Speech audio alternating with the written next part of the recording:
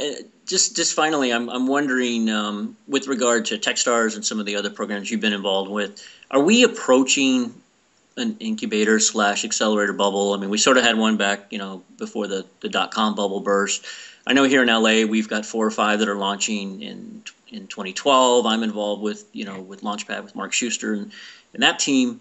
I'm just wondering, is it like expansion league football or expansion league baseball, where there's only so many great pitchers, only so many great quarterbacks? Are we going to start getting down to the B teams, but we're putting them on the field with the A teams? Yeah, so my short answer is I don't think we're at a saturation point. And I think that there is a fundamental difference between incubator and accelerator. And I like to draw the distinction because I think that helps people understand why, there's not really, I'm sure there's a saturation point somewhere, but we're nowhere close to it. So the distinction between the two is that an incubator had an economic model, that was based around having people be tenants. And people being, sort of captive within, some investor incubator runner sphere. And you had 2 categories, right? You had for-profit and nonprofit, and the for-profits were linked to some cases venture firms, some cases individuals that were trying to build out things. And the money that went into them was usually very inefficiently deployed because it was deployed against infrastructure, it was deployed against sort of a longer arc of build-up, and you were kind of into a company for a while before you knew whether something was going to work or not. The difference with accelerators is that it's a very focused process. It's 90 days long. You're actually giving the companies money rather than taking money from them. So it's a very early stage form of investment. The companies can make rapid progress in that 90-day period. And if you use the mentor-driven model that we pioneered at TechStar's, what you get is you get entrepreneurs who are deeply connected with the broader entrepreneurial landscape, whether it's geographically focused or vertically focused or even geographically broader than just where they're at. And if their first companies don't work, it's totally fine because they built those connections and they built muscle around the process of creating a startup that would take many years and lots more money to create. So, if anything, it's taking people who are, I'm not going to say A and B and C, players as an expansion baseball, because there's a wide variety of skill sets, but it's taking people that are relatively inexperienced, not entirely inexperienced, because many experienced entrepreneurs choose to go through an accelerator because of the network effect and the dynamics of the mentor help that they get. But it's people that tend to be early on their company and entrepreneurial arc, and it allows them to really accelerate their own development. We like to think that in 90 days you get 2 years worth of or 3 years worth of real focused effort, not just in terms of your concentrated effort as an entrepreneur, but because of what you're surrounded with.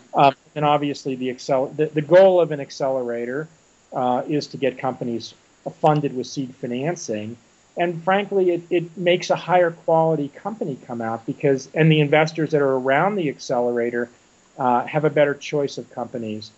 Could you have 1,000 companies a year going through accelerators? Sure. Could you have 10,000? There's some limit, right? But sure. I don't feel like we're there. In a big city like LA, could you have 4 or 5? Sure. In a small town like Boulder, could you have 4 or 5? Probably not. It's you get saturation that differs by geography. It's also a long-term game. It'll be very interesting. I think you'll see a lot of accelerators that run for a year or 2 or 3 and then sort of disappear. And then you'll see other accelerators. TechStar's is now just finished year 5 of Boulder. Will be year 6 next year. That it's starting year 4 of Boston.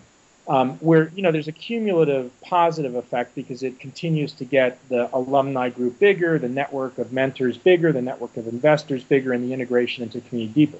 That said, is a 2 or 3 year program that goes away after 2 or 3 years a net negative? No, I think it's a huge positive because another resource for entrepreneurs. Right. And the more resources there are for entrepreneurs that are feeding entrepreneurs rather than taking from entrepreneurs, the better.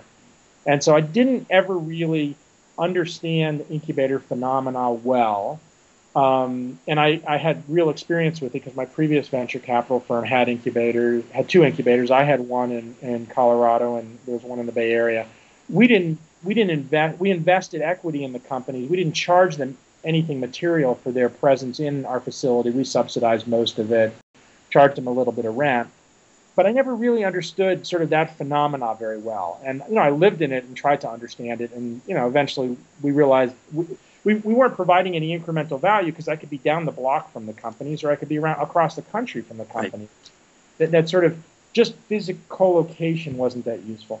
With the accelerator, that link to mentors, the focused effort for 90 days, the investment in the company, all of these things are hugely positive.